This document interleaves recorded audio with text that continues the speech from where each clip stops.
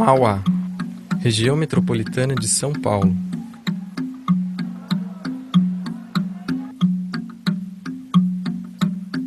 Latitude 23, longitude 46. É o 11º município do estado em PIB e o 11º em população.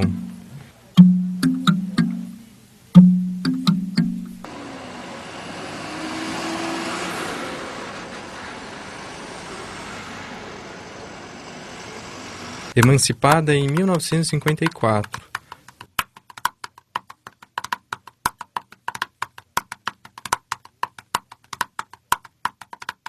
(818 metros de altura). Paisagem dominada por morros, picos íngremes, profundos vales alagadiços, a maioria aterrada pela ocupação desordenada. Cidade dormitório. Berço da resistência contra a ditadura militar. Mauá, entre 69 e 70, abrigou Herbert José de Souza, Betinho, um dos líderes da Ação Popular. Em Mauá, ele adotou o nome frio Chico. Este filme trata deste tempo. Mauá era uma coisa importante no sentido que dava esse salto, dava...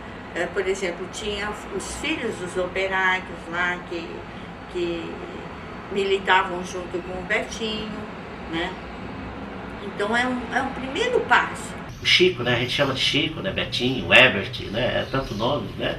Mas a gente conheceu ele como Chico, porque quando ele veio para cá, o Zaire, isso de 68 mais ou menos. Uma reunião lá no Zaire, ele me preparava todinho para a reunião, mas ele não ia. Mas era ótimo, porque a gente tinha todo um respaldo. Porque, a rigor, o Betinho era um intelectual que tinha trabalhado no Ministério, com Santiago Dantas, que tinha formação, uma formação acadêmica na UFMG de uma geração inteira de pensadores, ele tinha feito sociologia, ele, portanto, precisava dessa ponte ali com o operariado. As entrevistas que eu fiz foram de pessoas que serviram para que ele conseguisse se infiltrar nesse outro mundo que ele desconhecia.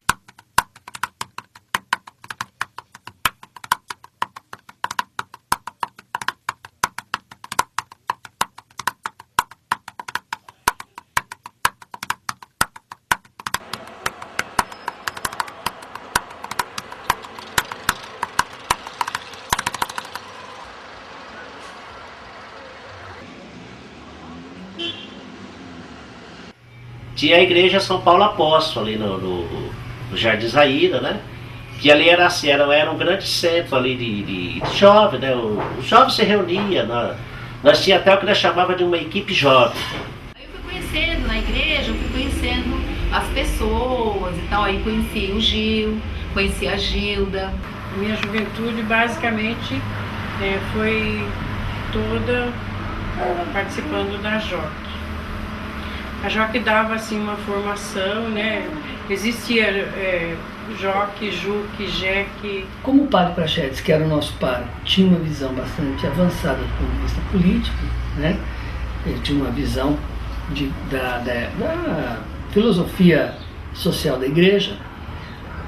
Algumas pessoas que eram ligadas à AP, à Ação Popular, que teve sua origem nos movimentos da Ação Católica, Juventude Estudantil, Juventude Independente, Juventude Agrária, Juventude Operária, Juventude Universitária Católica.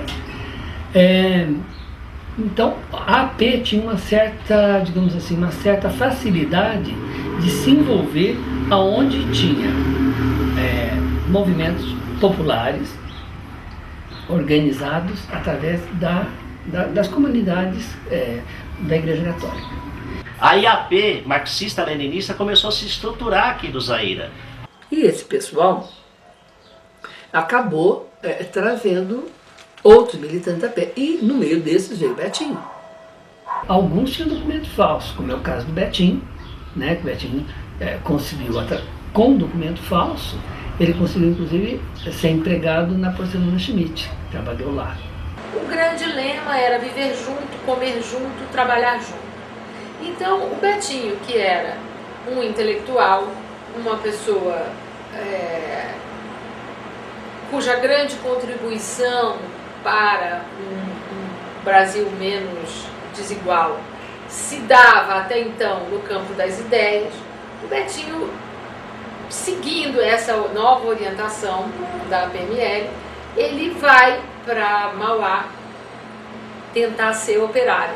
E ele conta, nos vários relatos que ele deixou, ele conta essa história de que ele, então, chegou à conclusão que podia se fazer mais xícaras e bolou um caixote, como esses engradados de cerveja, e que se colocavam 6 xícaras no caixotinho e podia polir as 6 de uma vez, o que aumentava a produção e a produtividade. Porque quando foi fundada a Ação Popular Marxista-Leninista, que eles chamam, né? Aí já não era mais a mesma AP de antes. Então a AP, a Ação Popular Marxista-Leninista, ela já tinha um propósito de luta armada, de tomada do poder e da implantação do socialismo. Tinha algumas divergências entre eles, direção nacional, regional, né? Que é a chamada as 3 correntes de AP, né? Porque a China, já naquela época, ela tinha uma conduta, assim, digamos, diferenciada, né? De como tratar essa coisa do socialismo, como levar, né? Moscou tinha uma forma, né? Que, bom, Moscou já começou, né, daquela maneira e se permaneceu daquela maneira, né? E tinha Cuba, né? Que são 3 momentos diferenciados, são 3 posições, assim. Basicamente nós defendíamos 3 modelos, né? Cubano, soviético, chinês, né? Tudo que era contra a ditadura era bom.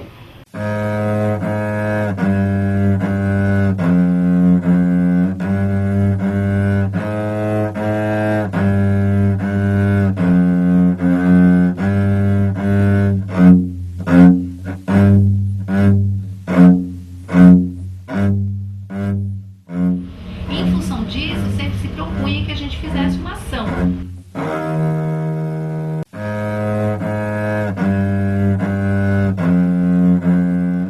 Você fazer manifestações relâmpagos na cidade, ou você fazer distribuição de material, no caso, panfletos, também escondido, né, porque a polícia não podia, a única coisa que a gente sabia é que a polícia não podia ver, entendeu? Inclusive, preparar esse material, entendeu? Então, naquela época, a gente preparava o material em mimeógrafo. Todo esse trabalho ele tinha um objetivo: preparar a comunidade, o povo, para uma luta contra a ditadura.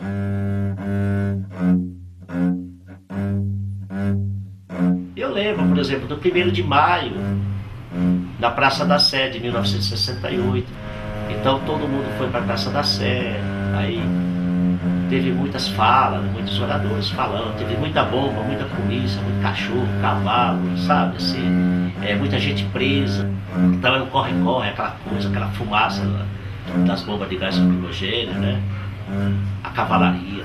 Né? Tanto é que a gente chegou a fazer treinamento de guerrilha, entendeu? A gente ia, tinha as matas, né? Então a gente ia num lugar chamado Rio Pequeno, a gente ia treinar com armamento, entendeu? A gente ia lá, era uma loucura, imagina, olha eu, né?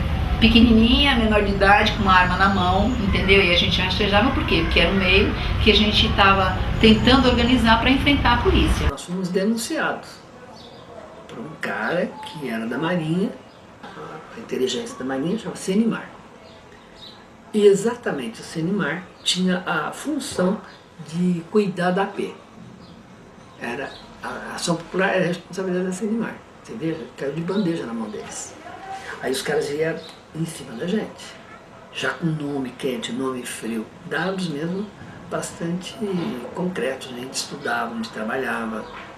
Tanto que o primeiro a ser preso aqui da região fui eu.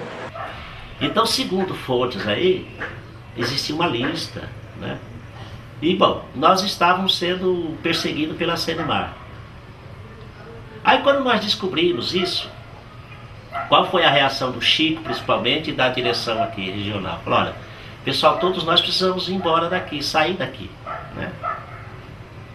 Aí foi aonde nós fomos todos para Santo André. Quem tinha dinheiro naquela época ia para fora do país, né? Não era o nosso caso, a gente não tinha. Então nós saímos aqui, eu fui para Santo André, né? O Chico também foi, cada um foi para um lado, entendeu? Outros para São Caetano, outros para São Paulo. Como parecia que estava tudo calmo, as pessoas que tinham ido para Santo André começaram a voltar para cá, para o Zaira. Como era do serviço, eu comecei a correr e avisar o pessoal. Primeiro avisar o Betinho, né? Olha, o pessoal caiu, coisa e coisa. Aí todo mundo tinha que sair de Santo André, porque a base lá estava avisada, né? Aí eu comecei a ir nos pontos onde eu conhecia o pessoal que tinha contato, eu comecei a avisar todo mundo, né? E limpar os aparelhos, que a gente chamava, né? Que nós tínhamos algumas casas assim, que tinha uma máquina, uma gráfica, um MMO, qualquer coisa assim, né? Rodava panfleto, né? Ou tinha outros assim que era depósito, material subversivo que a gente dizia, né? Pequenas armas, pequenas bombas, algumas coisas assim, alguns explosivos, né? E eu era o último, a pessoa que estava lá em Santo André. Aí eu fiquei na rua, né? Sem documento, porque até o documento que eu tinha dado pro Betinho para ele alterar, né? Porque eu era menor de idade, então eles iam mudar a minha idade para que eu pudesse viajar, né? Pegar um avião, sair do país, né? Isso era a ideia, né? Aí como eu fiquei perdido, né? Santo André, São Caetano, por ali, sem dinheiro, sem documento, sem nada, aí eu voltei para casa, né? Aí, quando eu voltei para casa, fui preso também, aí começou todo o processo, né? Aí me levaram, aí passaram pela casa da minha mãe, porque eu tinha que pegar algumas roupas. Imagine eu chegando na minha mãe num carro de polícia. Consegue imaginar a cena? Então, aí peguei minhas coisas, deixei minha mãe lá assim, em prantos, né? E começou toda a tragédia, né? E aí, primeira sessão foi de porrada, né? Me levaram para essa chácara, me cobriram a cabeça, eu fui dentro de um Fusca azul, me torturaram lá, fizeram a roleta russa, tal, mas eu não falei nada, porque eles queriam informações sobre o Betinho, queriam saber nome quente, nome frio. E começou. Nome frio, nome quente, nome frio, nem eu negava que o nome frio da pessoa era aquele. Por quê? Se eu confirmasse, falei, então tá tudo certo, é isso mesmo, a trama tá resolvida. E eu negava. Conhece Betinho? Não, eles nem perguntavam. Herbert José de Souza, não sabia mesmo, nem sabia o nome da época do Betinho inteiro. Não sabia. Eu sabia que o nome filho dele era Francisco de Carvalho, mas eu não sabia que era Herbert de Souza. Então não sabia mesmo. Mas depois ele sabia que o nome filho do Chico, do Betinho era Chico. Ele perguntou do Chico, e eu dava o nome de outro Chico. Aí eu me lembro assim, 4 se posicionou nos cantos da parede, né? E 4 ficou, um pegou um bastão, outro pegou uma borracha, dessas cano de água grosso, né? E outro pegou um taco quadrado, né? E começou, um me pegou pelo cabelo e me levava em cada canto da sala. Aí um dava chute, outro dava porrada, outro dava chute nos órgãos genitais, né? Aí isso chegou a vez da gente ir para a UBAN, para a Operação Bandeirante. Porque assim, o DOPS pegava, prendia, aí fazia as primeiras preliminar que eles chamam, né? Depois enviava para a Operação Bandeirante, né? Que é o doicode que eles chamam, né? Aí tinha a maquininha de choque lá, que era assim. Até então a gente tinha só borrachada, chute no saco, telefone, essas coisas. Aí lá a tortura lá era mais sistemática, né? Era mais... Então tinha lá um grupo lá de 6 a 8 pessoas, né? Numa sala. Aí sentava a gente numa cadeira, às vezes amarrava os braços, né? E dava um choque. E tem a cadeira do dragão, que infelizmente eu também peguei essa coisa, né? E a cadeira do dragão é uma cadeira grande, né? Cadeira de madeira, né? O assento é de aço, né? E as costas também, né? Aí você senta ali, você é amarrado, né? Os braços, né? Tem um sarrafo que corta aqui no pé, né? Assim, os pés não é amarrado. Você põe assim, joga o sarrafo, te prende seu pé ali, mas você bate assim, né? Então aquilo é ligado 220 na força elétrica. Geralmente eles dão banho na gente antes, né? Joga água, né? Todo molhado, às vezes pelado, né? Aí senta naquela cadeira ali e liga. Assim, é o horror, né? Foram 90 dias de tortura, de prisão, de maltrato, né?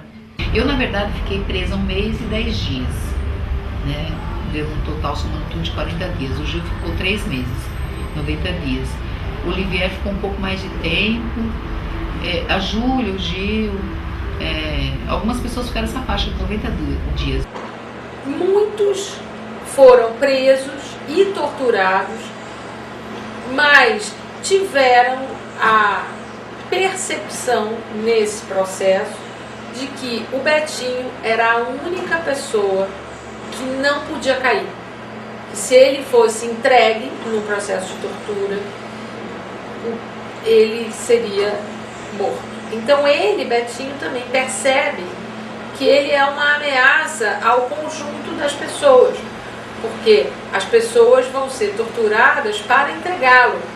E as pessoas que eu encontrei em Mauá tinham uma consciência muito aguda da importância de proteger o Betinho das garras da ditadura, né? Então, acho que essa foi também uma das coisas que me impressionou em Mauá. Foram conversas com pessoas que choravam quando contavam as suas prisões e as suas torturas, e que eu percebia que a vida do Betinho tinha dependido de pequenos heróis anônimos, né? Pequenos não porque os seus heroísmos fossem pequenos, mas pequenos no sentido de que são heroísmos que não entraram para a história, mas são gestos e decisões e resistências pessoais que permitiram que o Betinho sobrevivesse à ditadura. Nesse período todo